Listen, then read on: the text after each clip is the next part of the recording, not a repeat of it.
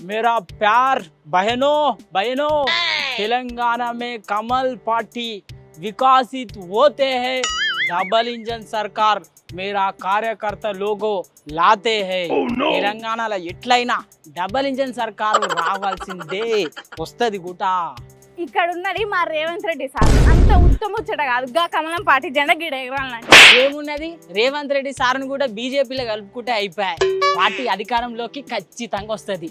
ముందే ధర్మపురి అరవింద్ సారు ఎప్పుడు కలుపుకుందామో అన్నట్టుంది ఆ సార్కి. ఏమని చెట్టు మీద ఇస్తారాకులు అన్నట్టు ముచ్చట బగ్గనే వెళ్తున్నావు కానీ అయినా నీకెందుకురా గింత నమ్మకముగా బీజేపీ పార్టీ మీద? అయ్యో రాధిక, నీకు తెలియని ముచ్చట ఏంటంటే తెలంగాణ రాష్ట్రంలో బీజేపీ అధ్యక్ష పదవి ఈటెల రాజేందర్ సార్కి ఇవ్వబోతున్నారు రాధిక. ఈటెల సార్కు ఎట్లయినా కేంద్ర మంత్రి పదవి కూడా ఇవ్వలేరు కదా, ఇప్పుడు అధ్యక్ష పదవి ఇస్తే మొత్తం మీద సరిపోతుందని చెప్పి అట్లనే బీసీలంతా కూడా ఇప్పుడు ఏకమై కొట్లాడుతున్నారు కదా రాధిక.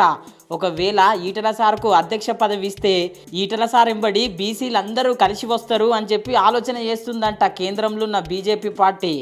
అంతేకాదు రాధికో, రేవంత్ రెడ్డి సార్ మీద అటు కేసీఆర్ సార్ మీద గట్టిగా కొట్లాడటోడు కూడా ఈటెల సారే అని చెప్పి ఆలోచన చేస్తుందంట కేంద్రంలో ఉన్న బీజేపీ పార్టీ. ఈ అధ్యక్ష పదవి కోసము తెలంగాణలో ఉన్న చాలా మంది సీనియర్ లీడర్లు పోటీ పడుతున్నారంట రాధిక.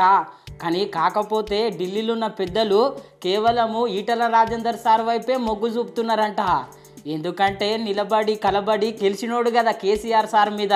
వాయమ్మనే ఏందో ఏమో గీ లీడర్లలో గా ఎమ్మెల్యేలలో కానీ ఎవ్వరు వచ్చినా మన కోసం మనకే ఉంటది.